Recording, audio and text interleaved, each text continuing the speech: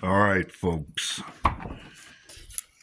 If there's treason involved on multiple levels, and the last thing they can afford to be is exposed, and they have never been more exposed than they are right now,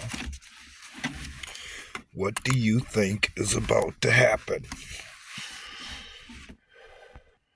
If there's a war going on inside of our government for control between we the people and the established powers that be, how far do you think they'd be willing to go, and what would you see? Well, more than likely, you'd see exactly what we have been seeing.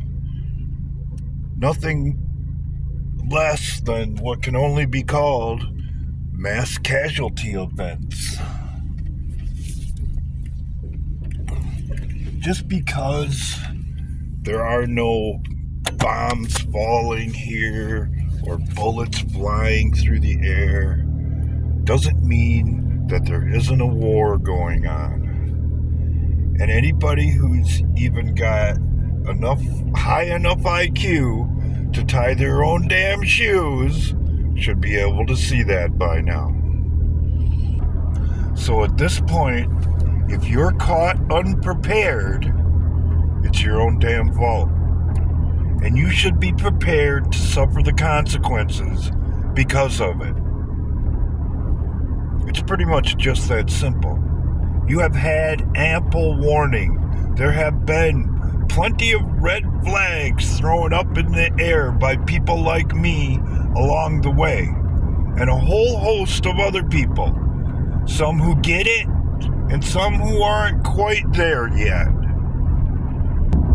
As I have stated in the past, what we are witnessing is a turf war, not unlike would go on between two rival gangs in the neighborhood.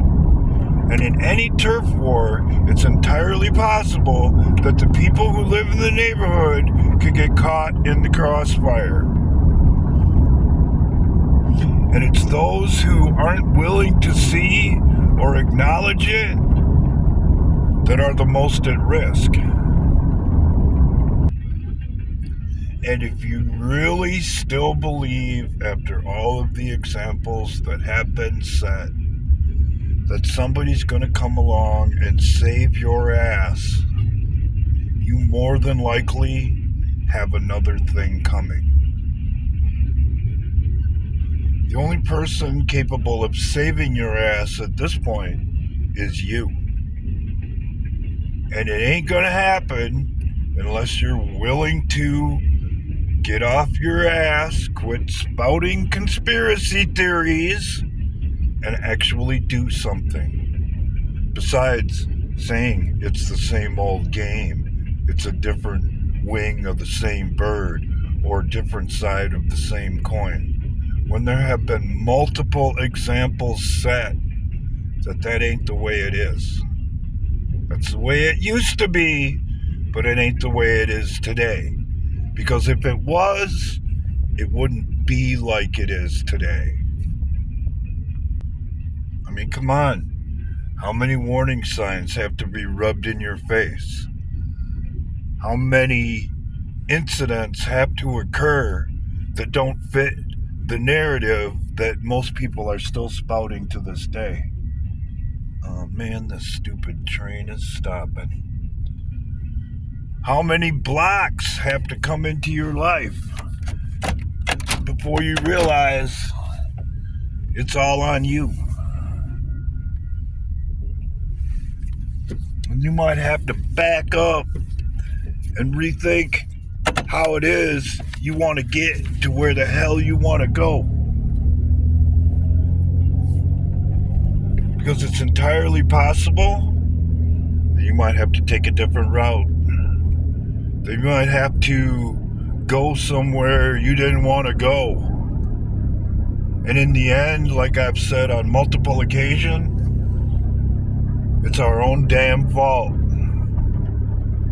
Because we wanted to keep thinking things were the way that they have been and realize, like I have said repeatedly, everything changed in 2016 when all of that was exposed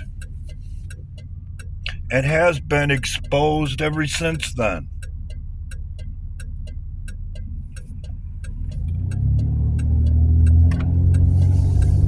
As the different wing of the same bird people keep saying the same stupid shit that only helped to get us to where we are today. You know what's going to happen to you? You know what your future is? You're going to be traveling in the dark. And you're not going to know how to get to where you're going because you weren't paying attention, because you didn't take precautions, because you didn't do this or you didn't do that, or you weren't willing to back off your own narrow-minded diagnosis and say that it's already over and keep telling other people that there's no point in doing anything because the game is already lost. Well, I got news for you folks. If you're willing to say that, the game is already lost. Because without hope, it's hopeless. People are being left to die in disaster zones.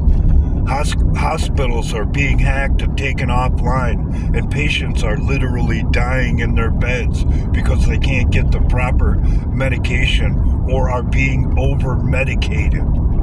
You don't think that's all connected to the turf war that's going on right under your nose? Really?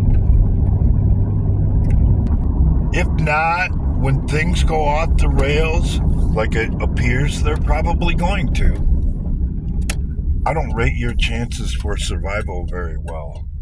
And for those of you who understand what we're facing, you put as far and as much distance between the people who say those things or didn't see it coming as you possibly can. Because in the end, there'll be a risk to your survival. And the only useful purpose for people like that, for the purge that will inevitably come, is for them to be a human shield.